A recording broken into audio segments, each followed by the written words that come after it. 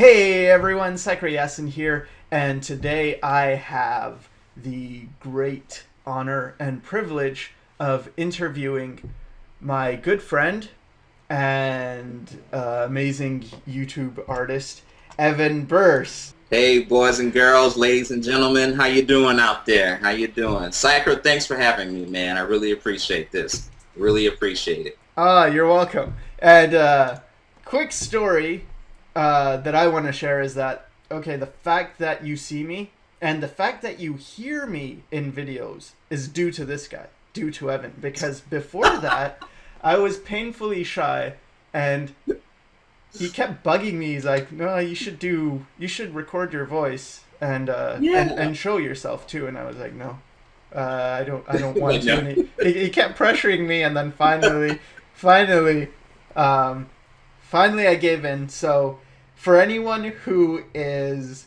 happy to hear me or see me, you got this guy to thank. And for anyone who hates it and says, I can't stand this guy's the one to blame. So No. Everybody, yeah, Sycra, you were very like against getting on camera, and I was like, dude, if you get on camera, people will wow, that's a real guy who's behind the artwork, and they would like really connect with you. That was why I wanted you to like get on camera so you can have like a better connection with your audience. That was it. That right, was all. Because right. it benefits you. It benefits you in the long run. So yeah. Yeah, it worked out. So thank you, I guess. Yeah, that's what I'm trying to say. Thanks, Evan. You're welcome. You're welcome. You're welcome. I discovered that tip from some web guru, this lady who makes websites, and she was telling people how to, increase their audience connection. And she mentioned that. She said, show yourself. That Right. was it. Do you That have was all. any other secret guru tips for any aspiring Yeah. YouTube artists? Yes, I do. But we can probably get into that, I guess, later on. I'll let you ask the questions that you want to ask, but let's go ahead and keep that in mind. All We right. can Yeah. cover it. Yeah. Hopefully by the end of this, we'll have some time to answer YouTube questions. And um, what I wanted to ask first, though, is what are you working on right now? I've heard. Well, it's more than heard. I've kind of worked on it myself, but you're making a book. You're making a Yes. sketchbook. So Yes, I am. I'm making a. I want to go ahead and self-publish. This is the very first product that I've ever tried to make, and I was influenced by different artists over the years, and I would go to comic book conventions, and they would have their own printed sketchbook. But the bug really bit me recently when I met an artist, Jason Brubaker, and he showed me the success he had with self-publishing his own graphic novel. And he sat down and told me how to do it, do this, do that, don't do that, talk to this person, don't talk to that person, watch out for this, obstacle, this is how you avoid that obstacle, and just really, he was an open book. He really influenced me, and I have to owe it to Jason. He just opened my eyes to my potential, what I could do. And I asked him, I said, Jason, could I honestly do my own sketchbook? He said, Evan, I don't see why you're not doing your sketchbook. oh, okay. And I was like, wow. So I launched my Kickstarter campaign for my very first hardcover sketchbook. It launched on June 13th, and it runs through July 12th, or really it ends July 13th at 7 a.m. So, Ooh. but I tell people July 12th because I don't think anyone's going to be up at 7 a.m. on July 13th. But July 12th, it ends, and you can go there and pledge minimum 25. You can pledge anything, less than $25. But if you pledge $25 or more, you get the book and a bunch of other cool goods, and you get some sketches. People ask me to do commissions all the time. Well, here's your opportunity to get a commission from Evan. You're going to get some art prints. and things of that nature. And you can also, depending on which tier you pledge, you can get a your name printed in the book as a co-producer, a producer, or even co-executive producer. So I know if I had something like that, if someone had an opportunity for me to pledge, like if I could get in Mark Crilley's book, oh wow, I would be pledging away to get my name in his book. So, but you know what, let's go ahead and watch a short clip of what the book is about. Hi, my name is Evan. Some of you may know me from my YouTube channel, Cartoon Block, where I show people how to draw some of their favorite characters.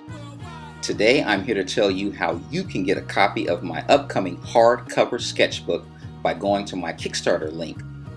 The book contains tons of my never-before-seen drawings, my sketching process, plus secrets on how to get in the animation business. And as a special bonus, Mr. Mark Crilley will be writing the foreword in the book. How cool is that? Please hurry, because the last day to pledge is July 12th, and I can't do this without your support. Thanks for checking out my project. That's the clip, and just a little short promo to let you guys know what it's all about. And if you can, please click the link in the description below, and that will take you to the Kickstarter page where you can pledge and get and basically pre-order and solidify your copy of the book. Awesome. Real quick, I wanted to ask a question. Is this for Americans only, or is this open to anyone internationally? Can anyone in the world pledge and receive this book? Yes, anyone in the world can pledge and get this book. This book is open internationally. Doesn't matter if you're in Brazil, the UK, Canada, Australia, Japan, Singapore, Norway, Eastern Europe, North America, South America. Doesn't matter. It is open to international. Anyone can pledge to get this book. Great. That sounds good. So now I was thinking maybe we could get started with some interview questions, if you're okay with that. And okay. The first question I want to ask is, first of all, where are you from originally? Where were you born? And how did art first impact your life? I was born in Illinois, and that was when my dad was going to college. And we were in Illinois for up until maybe I was age 6 or 7, and then we moved to Mississippi in the South, and I was there from age like 7 or 8 until age 17. So you can say I spent half of my childhood in the North, and then the other half of my childhood in the South. And just growing up, my dad, he was an artist himself. My dad can paint fine portraits. So everything you do, Sycra, digitally, my dad can do that with traditional media. So he can do that with acrylics and things of that nature. And he worked in advertising for a number of years, but he didn't pursue it as a long-term career. So, but his sketches that he did have when I was growing up, I would take those and I would trace my dad's drawings. And the beauty of it, which this kind of relates to my sketchbook coming out, is that in my dad's sketches, when I first discovered his sketchbooks was when it wasn't from him, it was from my grandmother. And my grandparents had an old storage area, and it was one summer where me and my cousins were hanging out there, and we were digging in this storage room, and we weren't supposed to be in there. And I discovered those sketches, and I pulled them out, and I was like, Grandma, who drew these? And she said, oh boy, that's your father's old stuff from college. That stuff is so old. And I was like, to me, it was like gold. I was like, wow, I didn't know Dad drew like this. And what were the sketches of? Do you remember what the sketches were? They were portraits he did of people, maybe some of his friends or classmates. They were charcoal sketches and charcoal drawings, and it was some superhero characters that he created. So this was stuff that was, sketches were done back when he was in college in like the early 70s, and his superheroes all had afros and things of that nature, but it really touched me. It was like I saw how to draw. It's kind of like you can like see the Matrix almost, where you see the coding, you see how things are built. I could see that, oh, for the chip, because a lot of it was half finished sketches. And that was how I learned how to draw.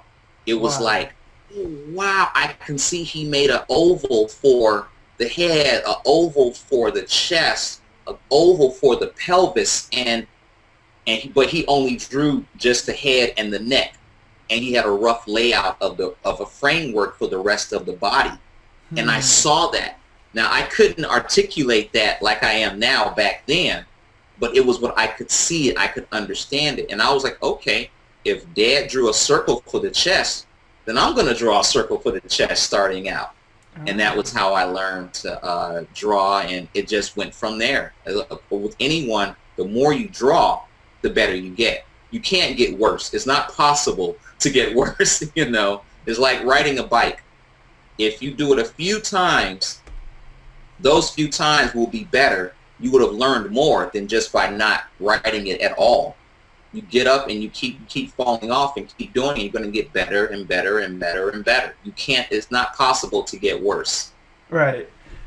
Wow. So did your dad end up teaching you at all? Like, or?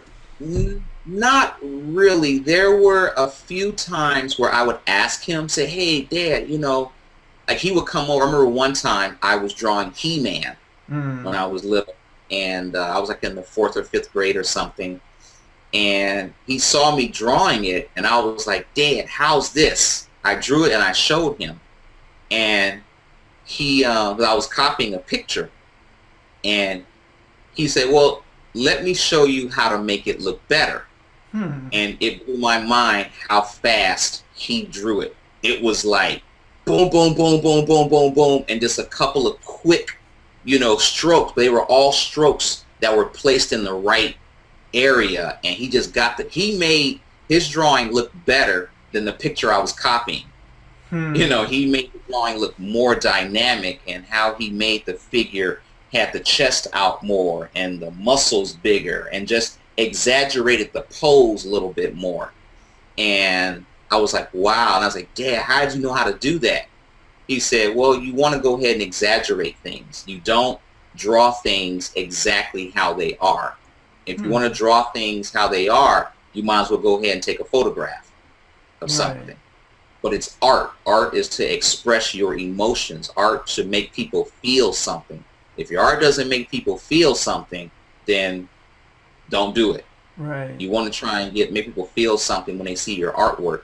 So you say you want your friends at school to go, wow, you drew that. And I was like, that's, as being kids, we all want that. We all want people to say, wow, you drew this?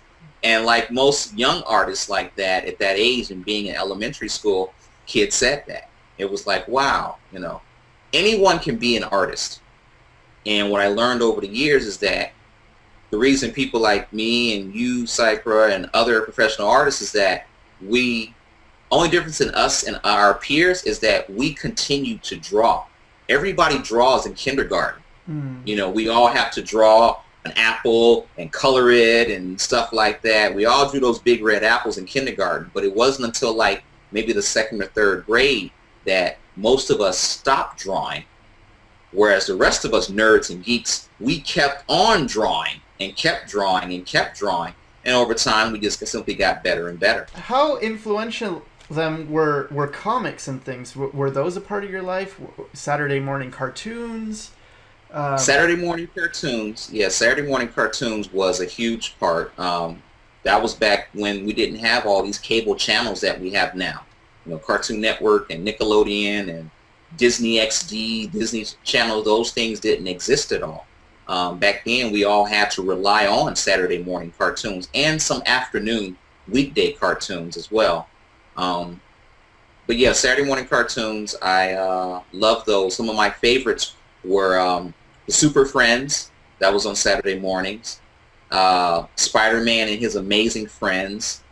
There was also, during the weekdays, Transformers, G.I. Joe, Thundercats, Silverhawks, and Mask. That was one. It was, oh, and a big one, Voltron. Right. Voltron, yeah. I love those robotic, lions. And my first anime, I want to say, that I fell in love with was Robotech. Right. Yeah. That was huge. That was a huge part of my childhood. And a lot of the characters that I drew, I made up as a kid, they were heavily influenced by Robotech. Robotech, they have those fighter jets, those Veritech fighters that transform into robots, and we have the pilots, and that was just some good stuff, And I didn't know that was anime. I was like, that's a cool cartoon. That was it. I didn't know the term anime or manga or anything like that. But it was pretty cool. Pretty cool. I haven't seen you do that anymore. Do you still draw like mech type stuff? No, that was just a phase I was going through as a child. And I know all children and young artists are really inspired by cartoons and anime that they see now. Like my sons are influenced by Naruto and Dragon Ball Z. And watching that stuff as a child, it inspires you to pick up that pencil and say, hey, I want to continue to feel that excitement that I experienced in the by watching the cartoon. I want to replicate that on paper. And it was that inspired me to keep drawing and keep drawing and keep drawing. And over time, I changed up something on the character, or I tweaked this, or I tweaked that, or until eventually I had my own sketchbooks as a child. Right. Wow. So far it sounds like you've been pretty self-motivated. I mean, you even found your dad's sketches and you were inspired by them, not even knowing who did them. So, right. Yeah. Did you end up getting any formal art training? Well, after high school, I went to college. I never considered art a career or anything in art at all. I didn't know that animation was a career. I don't know why I didn't know that. I think around that time, Disney was really big. This is in the 90s when Disney's movies were really huge. Right. Like Beauty and the Beast, Aladdin, Lion King, when Disney was on fire with their animated movies back then. But for some reason, it didn't dawn on me that animation was a career. But after high school, I majored in computer science. Computers were becoming a really big thing, and I was like, well, I want to get a good paying job. I want to go ahead and, go to computer programming, and art was just a hobby. I did have my share of art contests in school that I won various prizes and things like that, but I never knew that art was a career that I could go into. And I went to college and majored in computer science. After my first year of doing that, I hated computer science. I hated computer programming. You're sitting at a computer looking at code all day long, and I'm like, this is the most boringest stuff ever. And I cannot see myself doing this for the next 20 years of my life. Right. So my hat's off to people like the Google guys and Mark Zuckerberg who created Facebook, because I don't know how those guys do it. I mean, I can't do that. That stuff is boring. And it took me about another year or so that I sat down and I said, what do I really enjoy? And it was drawing. I was like, wow, it's drawing. So I was like, what careers have to deal with drawing? I don't know. And I saw an advertisement for the Art Institute, and I was in Chicago, and so I went to go check them out. and I signed up for some classes there and started attending the school. And from there I learned about, computer animation, CG, and just all my, oh wow, this is how stuff gets made. I believe Toy Story was already out, because that was the first CG movie really that I know that influenced a lot of, like, a whole wave of artists. Yeah. And but yeah, it inspired me. I was like, wow, this is a job, this is a career, this is pretty cool. And at the time, by this time, I was already married, had 3 kids, and the job I had, well, I was like a customer service manager in like this big call center. So it was just a job. It wasn't a career by any means. Right. But we all need that to pay the bills. And I was going to school. Well, eventually it got to the point to where the school, I had to take, more and more classes and stuff. But my job, they couldn't accommodate my school schedule because some of the classes were offered in the middle of the day, and I had to be at work. Right. So I was like, wow, I'm kind of at that point where my interest is butting up against responsibility, Yeah. And so I was like, wow, what should I do? I said, well, let me try and find a new job. And I tried to find animation jobs in Chicago. That's where I was living at the time. And I went to a company called Big Idea. They were the ones that produced the Veggie Tales children's series. And I remember I faxed my resume to them back in the days when we faxed. I emailed, I went over there in person, dropped it off. I physically mailed it in the letter to them, and no response. I then looked up, there was a company, I forgot their name. They did they had the General Mills account, and they did all the Lucky Charms and Tricks commercials. Right. Yeah. And I was like, well, I went over there.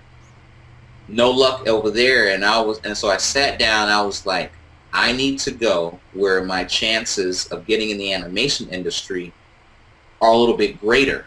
So I packed up and just moved out to Los Angeles, California. And from there, I kind of went into every single studio there was. I didn't know a single person in Los Angeles. Now, my father has a cousin who lives out here in LA, but I didn't bother her at all. I wanted to come out here and do this on my own.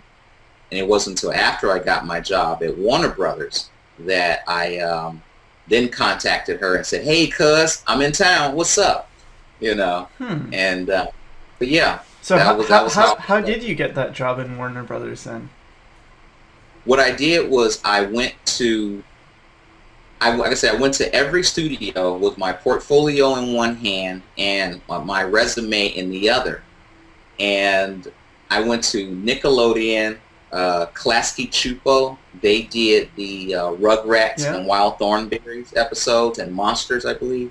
I went to Cartoon Network.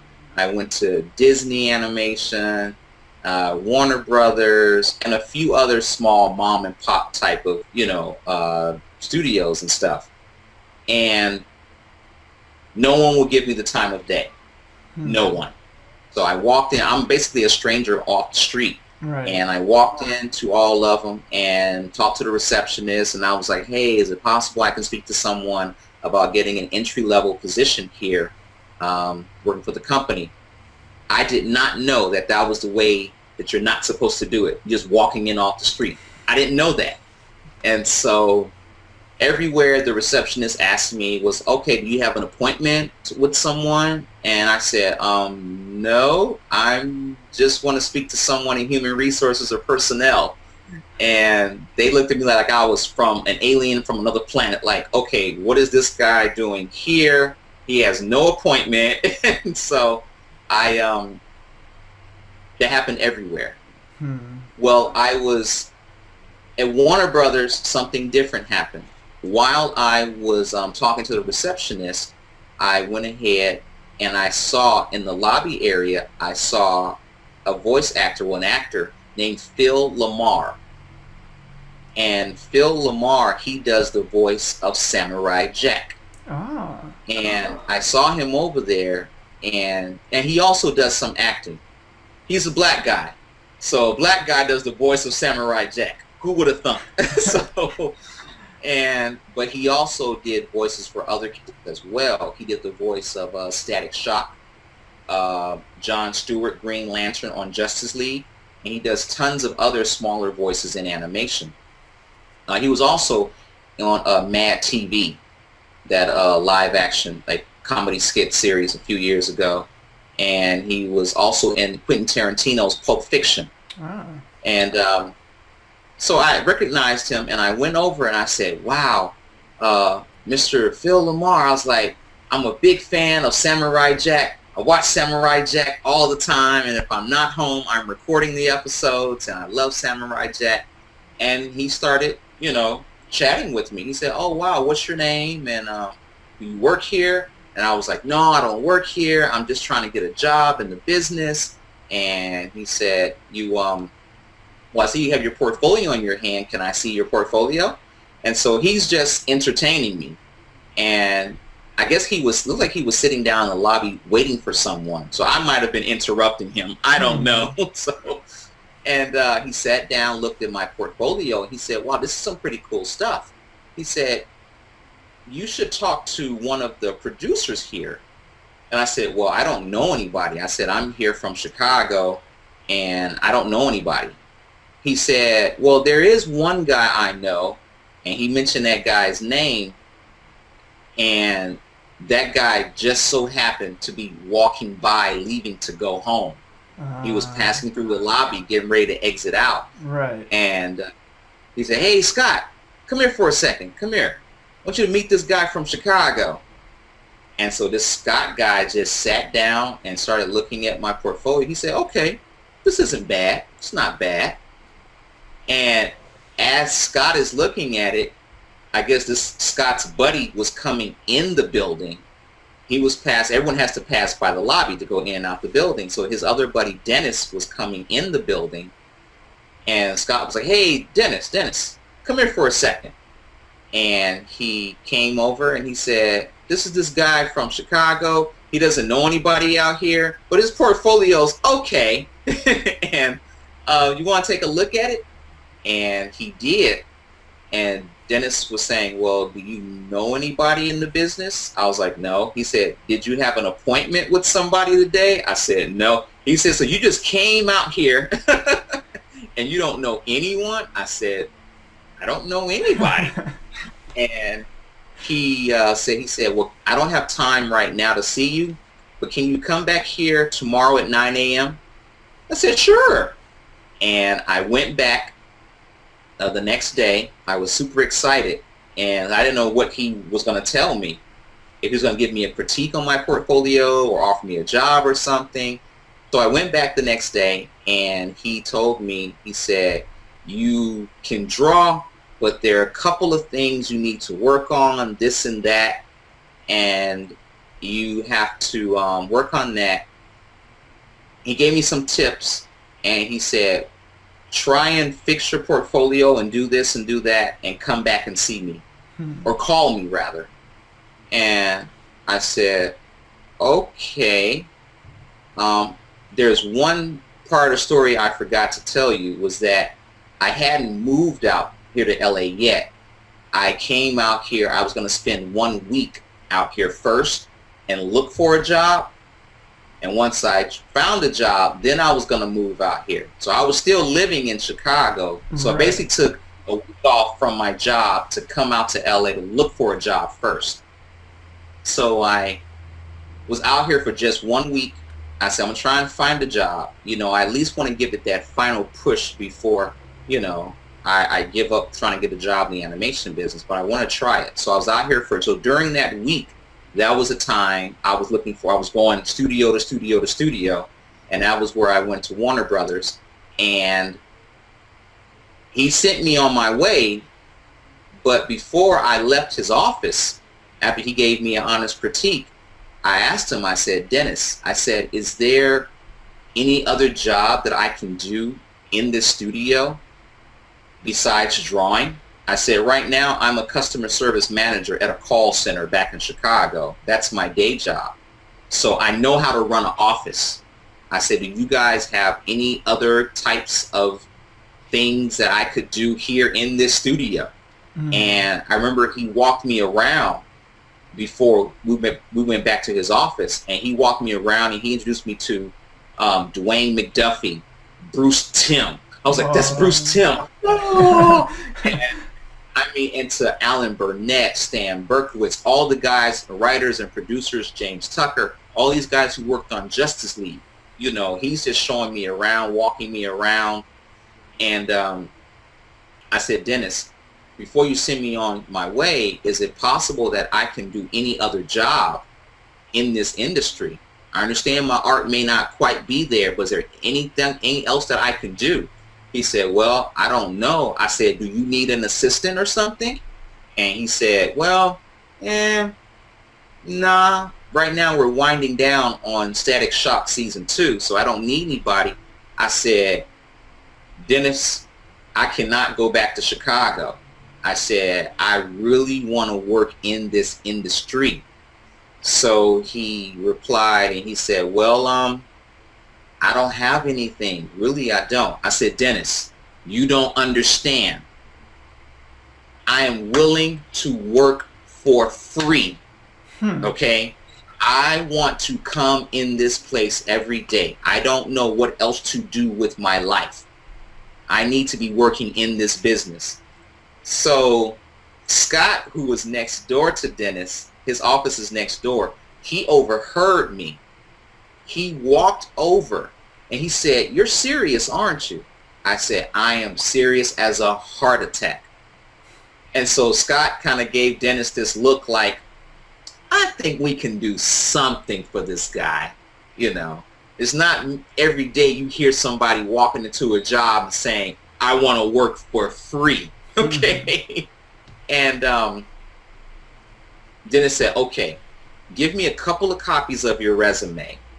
I'll pass it around here in the studio and I'll see if other productions need any help on something. I said, okay, thank you. He said, you know, I'll call you if something comes up. I said, well, thanks. So I left. I was on a plane headed back to Chicago, and I remember thinking, I was like, that's that Hollywood talk, you know, don't call us, we'll call you. I was like, he's not gonna call. He's not gonna call. So that was in 2000. That was like February 2003, and 2 weeks later, mid-March, he called. And he said, hey, Evan, remember me? Dennis from Warner Bros. I was like, yeah, I remember you. So, and he said, something came up on Scooby-Doo. He said, it's a production assistant position, and they're looking, it's a great entry-level position, and they're looking for someone right now. I said, really? He said, but now mind you, I'm in Chicago. Right. He's in LA. We're on the phone. And he said, but there's one catch. I said, what's that? This is March 15th, we're having a conversation. He said, there's one catch. He said, they're looking for someone to start April 1st. So you gotta move everything in 2 weeks. I said, so I paused for like 3 seconds on the phone. I was like, I'll be out there by March 31st, okay? So, and hung the phone up, and I didn't know how I was going to get out to LA. And so I couldn't afford to move everything. So I simply called my family and friends, and I said, I'm going to California, and I may have an opportunity to work on Scooby-Doo. And they were excited for me, but I was like, I don't have any money to move all my stuff. So I said, you guys, I'm not even going to waste time having a garage sale if you can come to my house and pick it up out of my house, it's yours. That's it. Wow. So I just packed up and just went to LA, drove out here, and checked into the same motel I was in a month earlier when I was out here looking for a job. And I called up Dennis. I said, hey, Dennis, it's March 31st. I'm here in town in LA. What's up with Scooby-Doo? And he said, okay, you're in town. He said, I'll go ahead and tell them that you're in town and that you want to come by for an interview. I said, okay, great. And I went by a couple days later. I went by for the interview, and I was interviewed by the producer on Scooby-Doo. Her name was Kathy, and she interviewed me, and they said, is this a production assistant? You're just going to be Xeroxing and scanning a bunch of stuff. You're going to be fetching, messengering. And I said, okay, that's fine. That's fine. I'm happy with that. That's fine. So, and they said, so how long were you in town? I said, I've moved here. They said, you moved here? I said, yeah. I said, Dennis called me and said that you guys were interviewing for a position on Scooby-Doo, so I just moved here. They said, you moved here for an interview? I said, yeah, I moved here. I said I was that serious about getting a job in animation. I said if I didn't get this job, then I was going to just continue trying to get my foot in the door at other studios. They said, so you just moved here? So, it was her and another producer, Margaret, and both of them are great friends to this day, and they were just inspired by my story. Like, you just moved here from Chicago for an interview? They're like, Dennis did tell you this was just an interview. I said, yeah, he said it, but I figured there was no time like the present. Just move here, and I want to do this anyway. And so I went back to my motel, and this was like a Thursday. So the following Friday, I got a call from them. So like 8 or 9 days later, I got a call from, it wasn't them, it was their human resource department. And they called me and they said, hi, this is like, I forgot her name, maybe Jane or someone. This is Jane from Warner Brothers Human Resources. We understand that you had an interview over at the animation building. We don't have an application for you on file. And could you come in? You kind of went in through like the back door kind of way. You kind of had an interview without filling out an application or something. So can you come by and just fill out an application? And so I went by, and they also wanted me to take some like office skills tests, like how many words could I type, Microsoft Word, PowerPoint, Excel spreadsheet tests. And this is where all that stuff came in handy because I've been working in the office sector for so long. Right. So I took the tests, and the HR assistant, she said, okay, I got your scores back. You can type like 50, 60 words a minute, and you can do this. You passed the Microsoft Office test. Thanks for coming in. She said, can you hang out for a little bit longer? My boss is away at lunch break, but she wants to talk to you real quick. I said, sure, I'll wait. And so I waited about 10 minutes, and her boss came back from lunch, and her boss looked at my scores for the office skills test, and she said, okay, this was all we needed, so thanks for coming by. I said, okay. And I said, quick question. I said, would you guys know when the animation department is looking at filling that position for Scooby-Doo? She said, my assistant didn't tell you? You start tomorrow, 9 a.m. They're looking for you. I was like, oh, no. I said, no. I said, your assistant told me that you wanted to just talk to me real quick. She was like, no, I just wanted to see your scores. That was it. You're hired. You start tomorrow, 9 o'clock. I said, okay. And that was my first job. I remember when I left her office, I walked down the hall to the men's bathroom, and Sycra, I was like jumping up and down, like my feet were leaving the ground. I could not believe that I got a job working for Warner Brothers Animation. I was like, wow. When I first learned about animation when I was in college, and I was like, I would want to work for one of the two big studios at that time, like Warner Brothers or Disney. I never thought that that dream could come true. I was like, wow. I remember it. So I got on the phone. I called my mom. I was like, Mom, I did it. I'm working for Warner Brothers, baby. Yeah. She was like, wow, you actually did it, you know. And then she called my dad real quick. He was on the road at that time, and he called me, and I called my sister. I called my two best friends that were back in Chicago, and they were all just ecstatic for me, just ecstatic. So it was pretty great. It was a great feeling. I mean, that was life-changing. I was like, wow, I actually did it. So, I mean, people say that there isn't a God out there. There is a God, and he is real, okay? So I was like, wow, things lined up for me at the right time. But it's all about passion. It's all about passion and just coming out. And so a few years later, I was talking to Kathy, you know, who hired me on Scooby. And I said, Kathy, why did you hire me? I don't have any experience in animation. At that time, I didn't. Why did you hire me? She said, honestly, Evan, we hired you because you moved out here. Yeah. She said, it was simply your passion that you showed. And me and Margaret thought that if this guy moved out here from across the country, what else is he capable of doing? He's willing to do anything. She said, we don't see passion like that from people.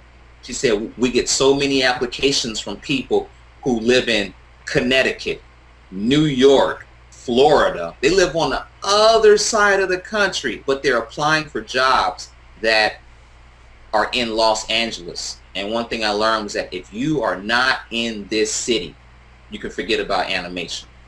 Or at least in a city where that has animation. Like there are a few places in Canada, like Toronto or Vancouver up there. If you're going to apply for a job, you better be in Vancouver or Toronto, okay, where the studios are.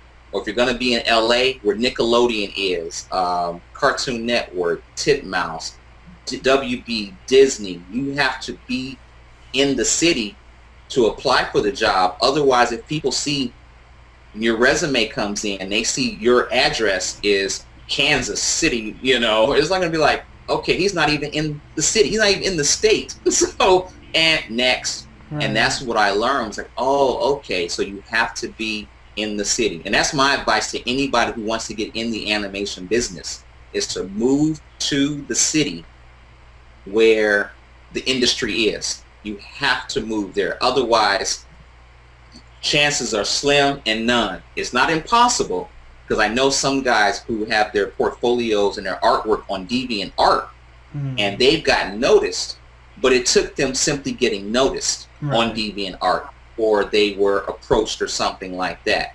But you still want to go ahead and move to the city. You got to say goodbye to mom, goodbye dad, goodbye grandma. I'm packing up and I'm going. You have to do that. It is necessary. You have, if you want to change your life, you have to switch it up. You have to do something in your life that you haven't done before. I mean, if you're hanging around your friends and they're not doing anything with their lives, you're hanging around your family and they ain't doing nothing with their lives, but yet you aspire for something greater, then the only way to get something greater is to change up your routine and do something different that your family and friends aren't doing. Right. Okay? And you guys say, you know what? I can't hang around on the street corner and play video games 6 hours a day hanging around with y'all. That's not going to get me success. I'm going to have to pick up and move. And you basically got to change your way of thinking. In my case, I was so desperate. I was willing to do anything to get in the business, because in my day job, you know, working in the customer service call center, I made nice money. You know, I paid the bills and I had a little money in my pocket, but I wasn't happy. Right. I mean, it got to the point where I was turning off my alarm clock in the morning, like, I do not want to get up. It wasn't that I was sleepy or something. It was like, I don't want to go into that job anymore. I mean, it was like all the joy had been sucked out of my life because I wasn't happy doing what I enjoyed doing. And it was that sheer desperation that got me to pack up, and go out there to a city where I didn't know anybody. I didn't have, friends to rely on and some people's couch to crash on. Or I didn't have that. I picked up and just went and took my chances. I said, let the chips fall where they may. And I said, I don't want to be 40 years old saying, I wonder what would have happened if I had went to California, if I had gone out there. I didn't want to be like older people who have regrets in their lives. I'd rather have gone out to California, tried to get in the business and fail than to not have tried it at all. That would be miserable. So, looking back on your life and saying, oh, what if? So that's my story. So during this time, when you're making these big plans and moving it around and stuff, what did your wife have to say about all that? Was she cool with it? That, yeah. Well, at that time, by the time I had moved out here, I was divorced. So right now I'm on marriage. I'm on my second wife, marriage number 2. Oh, okay. So I was divorced, and so she was still staying in Chicago. She was still staying out there then. And then when I came out here, I was out here for 1 year, and my ex-wife, she passed away after I was here. It was an accident, and she passed away. And so I went out there, got my children, and came back out here to California. Wow. Yeah. And what did your kids think when you first got that Scooby-Doo position then? They thought it was amazing. Wow, Dad draws Shaggy and Scooby, or at that time I wasn't drawing on the cartoon at all. I was just a production assistant at all. So, but it was still amazing. When people say you work for an animation studio, they automatically assume that you're drawing for them. And I schooled them. I teach them like, no, it's not that. There are other careers in animation that you don't have to know how to draw on. There are producers. There are writers. There are other jobs that you can do besides artwork. Okay. All right. So now you're a production assistant in Hollywood. How did you go from that to a YouTube art guru? Well, while I was at Warner Brothers from Scooby-Doo to Teen Titans, which was a great run. And then my buddy Dennis, who was a producer on Static Shock, he invited me. He said, hey, I'm going to BET, Black Entertainment Television, and they want to do some black cartoons. I said, cool, because he had just finished up Boondocks. He was a producer on that. And so he went to BET to do some new stuff. That's where we did the Black Panther animated series. So I went with him there. And the reason I went there was a chance for me to get on the development side. I was like, you know what? I don't just want to be an artist. I want to develop cartoons. I want to see how it is when you get a writer, the artist, get the art team, you get that with the studio, you get the animation studio, you get the actors, do the voice. I want to be involved in the entire process. And I said, that means I want to, work my way up in development. So I went with him there, learned a lot. I learned a lot about how shows get pitched, how talent works. I mean, you learn the whole business side that has nothing to do with art. Nothing, but this business side exists. I learned about how people get financing for cartoons and budgets, and it was like a whole world over there, working on the network side of animation. So I was there for 3 years, and I developed my own little short that I did the character designs for, and I pitched that with, BET. So I did that, and they liked it. So the president of the network gave me like $20,000 to go get it animated. So I found the studio to get it animated. It was like, wow, I'm like a producer, like a creator producer, I'm actually making something. Yeah. And so I made I basically pitched an animatic. Right. I gave him the animatic, and I had got the voices, the audio, got the editor to cut it together for me, pitched it to him. He loved it. It was funny. And he gave me the money to go ahead and get it developed. I got the animation, just a short 3-minute, proof of concept animated pilot. And he liked it a lot. But on the development side on TV, you can pitch a show, but getting it on television is a whole different other feat. And so it was a lot of other politics involved, and other big wigs in the network wasn't too crazy about it. So it got put on the back burner, and ultimately it got forgotten. And so I was like, okay. And then the network decided to go in a different direction. They didn't want to do animation anymore. And when they didn't want to do that, I was like, well, I am about animation. I mean, that's why that's part of me, that's who I am. I got to be involved in animation. So I went ahead and left the company and went back to Warner Brothers and started working on Batman Brave and the Bold. So when I was there, it was just more of that frustration kind of built up in me. The same frustration I felt when I first came out to LA from Chicago. I was like, okay, now I know about animation, but now I'm at that point where I want to get my stuff out there. Right. I want to get me out there. I want the world to see me. And I've been hearing about YouTube. This was back in 2000, early 2009. And I was like, wow, I just want to get me out to the world. So I was like, what's this YouTube thing? I hear people talk about it, and people go on there, and you can see cats riding on skateboards and funny stuff and funny dance stuff. I'm like, okay, but are people really watching YouTube? So I studied a couple of the big YouTubers out there. At the time, Shay Carl, Cassim G, Lisa Nova, Michael Buckley. I mean, just all the big guys that we all know. We've seen them before.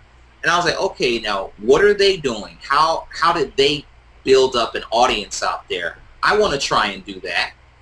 So I put up my first video, and before I put my first video, let me back up there, I was like, what could I put up there? You know, what could I do? And so my son had been asking me constantly, Dad, can you draw this for me? Can you draw that for me? Can you draw this? And I was like, okay, yes, I can draw it. And then it hit me. I was like, I wonder if other kids want to learn how to draw the same things. So my first video was how to draw Timmy Turner. That video was 10 minutes long. Looking back on that video, like everybody says, I wanted to cringe. It's like, ooh, it's 10 minutes long. That's too long for YouTube time. You know, video should be 5 minutes or less or something like that. So it was just me long, and it's boring. This is how you do it. But we all have to start somewhere. And I did that video, and I went to other people's channels where they did artwork. And I said, hey, your artwork is cool. I like that. Can you by chance check out my how to draw video and give me some critiques and criticisms and stuff? And they did. People came back, and so I kept visiting other people's channels. So I was really getting involved in the YouTube community and commenting on other people's videos and their drawing videos and speed drawings and time-lapse drawings.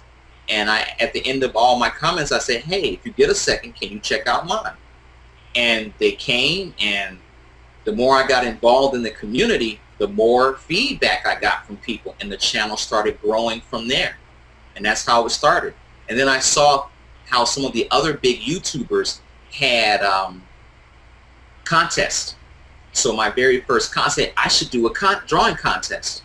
And it was around Thanksgiving time, 2009. And so I said, why don't I have a turkey drawing contest? So, and I went ahead and did that. So I think the prize was an iTunes gift card. That's what it was. I said, whoever draws the most interesting turkey wins an iTunes gift card. I went out and bought that myself and gave it away, and people liked it. I was like, wow, this is pretty cool. And there was one guy at the time, Sharkhead 7864 or something like that. I remember it was Sharkhead. He noticed that I was going around commenting a lot. He said, I see that you're trying to build your audience. I'm going to help you out. I think at the time he had like 500 subscribers or something. And this time I only had like 100. And so he helped me out, and he said, I'm going to feature you on my channel. And so he did. He featured me on his channel. And I remember that time I got 200 subscribers in 1 week. I was like, I got 200 subscribers, and now I'm up to 300 subscribers. Yay! I was just so excited. 300 subscribers, and I got 300. And it was just really, the channel was growing, growing and growing. I was doing more videos and more videos till recently, last month, I hit 100,000 subscribers, 100,000. And that's a good feeling. It's like, wow, I never thought that I would get here. I never thought that I would get here. And it was just amazing. And I've done everything that I could possibly imagine to do. I mean, I leave comments. I comment on people's things. I give drawing contests. I mean, I found some sponsors and art supply companies that could help give me stuff that I could give away to my audience to get them more involved and keep coming back. I did collaborations with people. I even had people, you and I have collaborated many times now. And I just tried to do whatever I could to get get the exposure out there and increase my exposure and to grow Cartoon Block as a brand. So while I'm working at Warner Brothers, I'm still doing Cartoon Block on the side, and my colleagues at work, they see it and they're like wowed by it. Even a lot of the artists are like, wow, Evan, you have how many people following you? That's insane. Like, Evan, teach me how to do what you do. How do you do that? You know? Right. And I was like, hey, y'all, it's just one step at a time. I didn't get this overnight, but I've adopted it, and it's a way of life for me right now. And that's how Cartoon Block came about. Wow. So it sounds like, I mean, most artists, the way they picture their career is all, and myself included, we focus a lot on the skill of drawing. But it sounds like for you, you focus equally hard on networking, on brand awareness, and getting yourself out there, making an impact, showing people your passion. And that's super important. That's really important. I learned that from my president at BET Networks. His name is Reggie Hutland. He's a super successful Hollywood creator.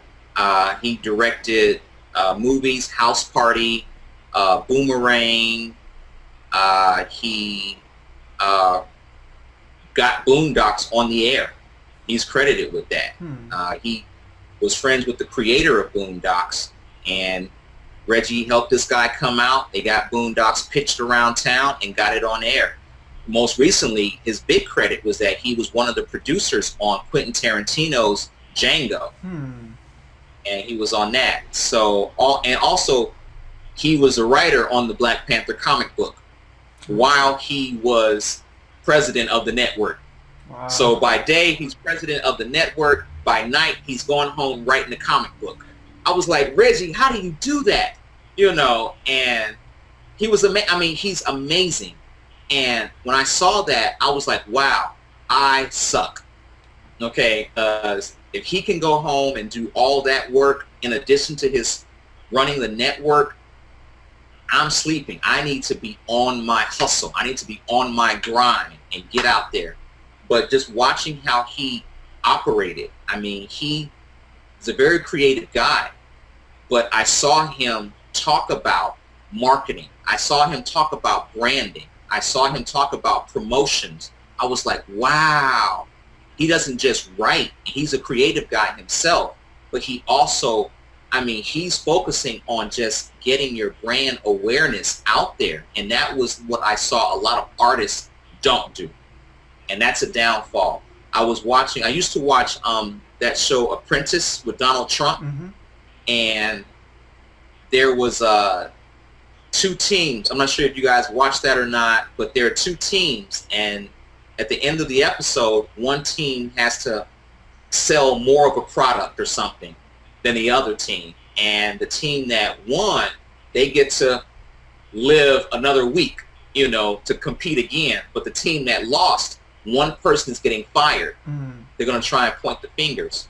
Well, the team that lost, they had a better product, but they still didn't sell enough of whatever the item, let's say it was t-shirts or something. And they said, Mr. Trump, one of us shouldn't be getting fired because our product, our t-shirt was better than the other team. Donald said this. I don't like Donald Trump, but what he said made so much sense. He said, yes, you all had a better product, but you didn't sell. You didn't sell more than the other team did. That's why you lost. He said, would you all agree that Frank Sinatra is a great singer? Everybody's like, yeah, he's a great singer. Would you say that he's one of the greatest singers of our time? Yeah, that's safe to say. Frank Sinatra, yeah. He said, I know better singers than Frank Sinatra. It wasn't that I'm not saying Frank isn't a great singer. I'm saying he's great, but Frank Sinatra also got with the right people to promote him, to market him, to brand him. He didn't just sing. He got with the right people. He had a really good record company that promoted him and put him out there. He said, you can be creative. You all had a great t-shirt, but you didn't sell enough. So where you all failed was marketing. You failed in promotion. You didn't get the word out enough. You concentrated solely on doing a great product that you don't understand the business. This is a business, and you have to make money at the end of the day. So you got to put yourself out there and just give exposure and awareness to whatever you're doing. And that's what I learned from Reggie Hutland. He taught me you can tweak art forever. I mean, you know how it is, Sycra. You can paint something and it can be, it's not quite right. Or I want to tweak it. I want to do this. I want to do that. Right. You can tweak it forever. Don't do that. You have to, at some point in time, you say, okay, it's done. Yeah. At some point, it has to be done. Otherwise, you'll find yourself tweaking forever and no one will know about what you painted or what you drew. Right. Because you spend so much time holding it and thinking that it's your baby, instead of releasing it out into the world, you know. And so that's why I really encourage young artists to just get on DeviantArt, get your own blog, get a YouTube channel. Just put yourself out there. Just put it out there. Just, even if your art is crappy, it doesn't matter. You need to get in the habit of marketing yourself and promoting yourself and just making the world realize that you exist. Hey world, I'm here. Here I am. And do whatever it takes to get out there. So how would you deal with people who might then call you a sellout? You're just doing this for the money, a comment like that. How would you? I haven't gotten that comment before, but if someone were to say that, to each his own. There's enough stuff out there in the world that if you don't like my channel, you can simply click off. That's it. But you get some people who are haters, and we all have haters out there. And they're like, oh, you shouldn't do this, oh, you did that, whatever they're saying. You spend more time typing a hate comment than you do by moving the mouse and clicking off. If you don't like something on television, don't we simply change the channel? Yeah. Why can't they do that on the internet? Right.